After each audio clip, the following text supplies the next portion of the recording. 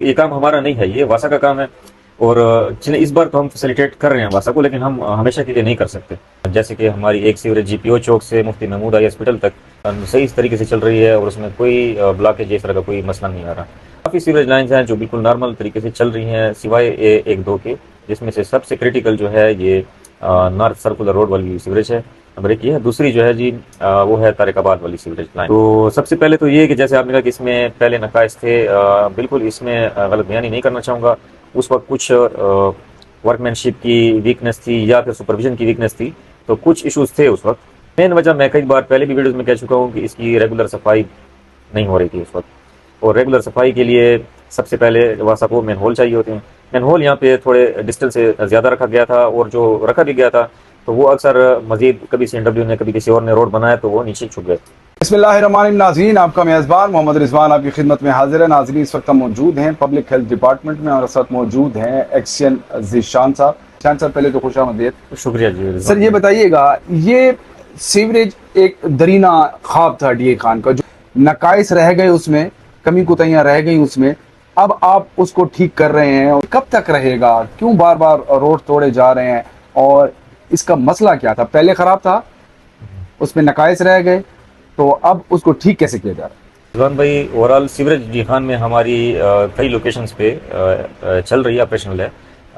जैसे कि हमारी एक सीवरेज जीपीओ चौक से मुफ्ती महमूद आई हॉस्पिटल तक सही इस तरीके से चल रही है और उसमें कोई ब्लॉकेज इस तरह का कोई मसला नहीं आ रहा।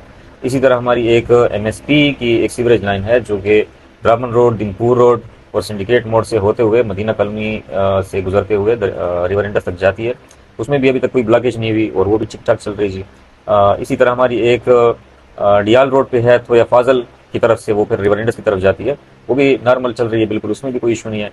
तो काफ़ी सीवरेज लाइन्स हैं जो बिल्कुल नॉर्मल तरीके से चल रही हैं, सिवाय एक दो के, जिसमें से सबसे क्रिटिकल जो है ये नॉर्थ सर्कुलर रोड वाली सीवरेज है, नंबर एक ये है। दूसरी जो है जी वो है तारिकाबाद वाली सीवरेज लाइन।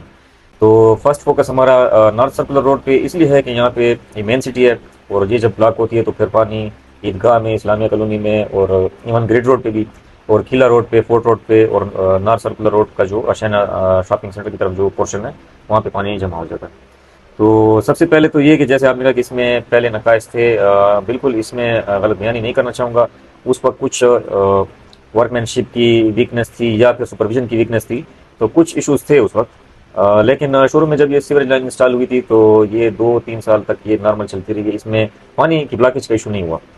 तो अगर उस वक्त पानी की ब्लॉकेज का इशू नहीं हुआ तो अभी भी नहीं होना चाहिए। मतलब है कि अगर फॉल्ट थे भी तो इतने हाई लेवल के नहीं थे कि जिसकी वजह से बिल्कुल ब्लॉक हो जाए हमारी सीवरेज। मेन वजह मैं कई बार पहले भी वीडियोज़ में कह चुका हूँ कि इसकी रेगुलर सफाई नहीं हो रही थी उस वक्त। और रेगुलर सफाई के लिए सबसे पहले वासा को मैन होल चाहिए होते हैं। मैन होल यहाँ पे थोड़े डिस्टेंस से ज़्यादा रखा गया था, और जो रखा भी गया था तो वो अक्सर मजीद कभी CNW ने कभी किसी और ने रोड बनाया तो वो नीचे छुप गए।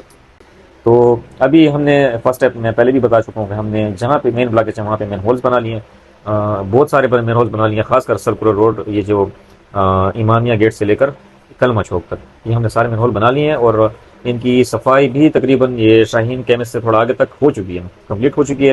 पहले जो पानी का लेवल था और अभी आप पानी का लेवल देखें तो आपको बहुत फर्क नजर आएगा। खासकर ईदगाह वाली जो ड्रेन है, पहले देखें पहले फुल होती थी, अभी वो काफ़ी उसका लेवल डाउन है। जा रहे हैं प्राइवेट लेबर 20 to 25 बंदे ओवरऑल इस सारी लाइन पे लगे होते हैं। कभी वो आगे भी सफाई करते हैं सदर बाजार में, क्योंकि अक्सर गन यहाँ से पुश होकर आगे चला जाता है, फिर वहाँ से हमें निकालना पड़ता है। तो मेरे ख्याल में इस सीवरेज का मसला हमारा 60 to 70% हल हो चुका है। अभी हम जो फिनिशिंग हम कर रहे हैं वो आप आज भी देख लें कि मेन होल कवर भी हम रख रहे हैं, और उसके बाद वो जो जितना भी वेस्ट मटेरियल था वो उठा रहे हैं, उसको डंप कर रहे हैं। लेकिन ये स्कीम चालू करने के बाद अभी मैं देखें, क्योंकि ये काम हमारा नहीं है, ये वासा का काम है। और चलिए इस बार तो हम फैसिलिटेट कर रहे हैं वासा को, लेकिन हम हमेशा के लिए नहीं कर सकते। तो उन नालों को बंद करना चाहिए नहीं था, क्योंकि वो हमारे पास एक अल्टरनेट ऑप्शन अवेलेबल होता पानी के डिस्पोजल के लिए। सीवरेज लाइन में भी ये कैपेसिटी है कि वो बारिश के पानी प्लस वेस्ट वाटर को दोनों को डिस्पोज करे, लेकिन जो थोड़े बहुत इश्यूज थे सफाई या ब्लॉकेज की वजह से, तो वो रेन वाटर को डिस्पोज नहीं कर पा रहा था। अगर ये ड्रेन्स होती हैं अपनी जगह पे, साफ सुथरी होती हैं, तो कभी भी पानी की ब्लॉकेज ना, फ्लडिंग ना होती।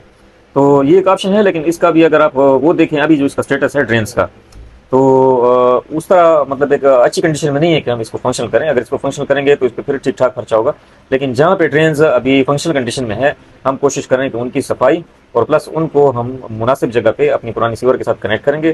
तो हमारे पास एक एडिशनल ऑप्शन भी होगा, अगर रास्ते में कहीं सीवर लाइन ब्लॉक होती है तो वो थ्रू ड्रेन्स वो पानी आगे जाके डिस्पोज होगा। नेचुरल स्लोप दी खान का काफ़ी कम है। हमें जब हम सीवर लाइन इंस्टॉल करते हैं तो हम उसको ज़्यादा स्लोप नहीं दे सकते, उसको हमें मिनिमम स्लोप पे रखना पड़ता है। तो थोड़ा सा उस स्लोप की वजह से भी हमें इशू ब्लॉकेज का ज़्यादा आता है, क्योंकि जब पानी की वेलोसिटी कम होती है तो शापर और ये चीज़ें जो है ना ये उस तरह फ्लो नहीं कर पाती, ये स्टक हो जाती हैं, जिससे ब्लॉकेज होती है। लेकिन उसके लिए रेगुलर सफाई अगर की जाए तो वो इशू नहीं बनेगा। शहरियों को तो जी हम कई बार अपील कर चुके हैं, और अभी वही अपील मैं रिपीट करूंगा कि चूंकि ये सीवर ड्रेन्स के साथ कनेक्टेड है, ओपन ड्रेन्स के साथ, जो ड्रेन्स गलियों में और बाकी गली मालों में से गुजर के आखिर में सीवर में आती हैं, तो हमने तो अपनी मदद के तहत एक जालियां लगा ली हैं जहाँ पे ड्रेन कनेक्ट होती है सीवर के साथ। लेकिन शहरों से भी अपील है कि स्पेशली प्लास्टिक बैग्स, केबल्स, थैले, धागे वगैरह, ये चीज़ें अवॉइड करें, क्योंकि जब भी धागे और केबल्स ये प्लास्टिक बैग के साथ मिक्स होते हैं तो ये एक बड़ी स्ट्रांग ब्लॉकेज बनाते हैं, और फिर ये सारी चीज़ें इकट्ठी होती होती कभी कभी तो ऐसी ब्लॉकेज हमें आ जाती है। जैसे कुछ दिनों पहले ईदगाह में एक ब्लॉकेज आई थी, तो पाइप, हालांकि हमारा ये 42 इंच का पाइप है, 42 इंच पाइप में से बिल्कुल पानी आगे निकल ही नहीं रहा था, इतनी सख्त हार्ड ब्लॉकेज हो गई थी, और पीछे सारी फ्लडिंग हो रही थी, और 46 इंच का पाइप कंप्लीटली ब्लॉक हो गया। हमने उसमें बहुत सी मतलब है कि कोशिश की उसको खोलने की, बांस मारे हमने, बंदे घुसाए उसमें, लेकिन वो इतनी हार्ड ब्लॉकेज थी कि वो खुलने का नाम ले रही थी। तो मजबूरी से हमें फिर वहाँ पे दोबारा रोड तोड़ना पड़ा, और उस एग्जैक्ट ब्लॉकेज वाली लोकेशन को हमें मैनुअली साफ करना पड़ा। नाजरीन, तफसील से आगाह किया गया आपका, लेकिन शहरियों को भी चाहिए कि वो अच्छे शहरी होने का सबूत दें। काम होते हैं, उसमें टेक्निकल फॉल्ट भी आ जाते हैं, कमी कुतई भी रह जाती है। तो जिस तरह सीवर के, अंडरग्राउंड सीवर में जो भी मसाइल हैं वो अभी एचएन साहब ने बताया कि आइंदा चंद दिनों में हल हो जाएंगे, और ये रोड वैसे ही उसके ऊपर आमदोरफ्त जारी रहेगी। मेजबान रिजवान खान को इजाज़त दीजिए। अल्लाह हाफ़िज़।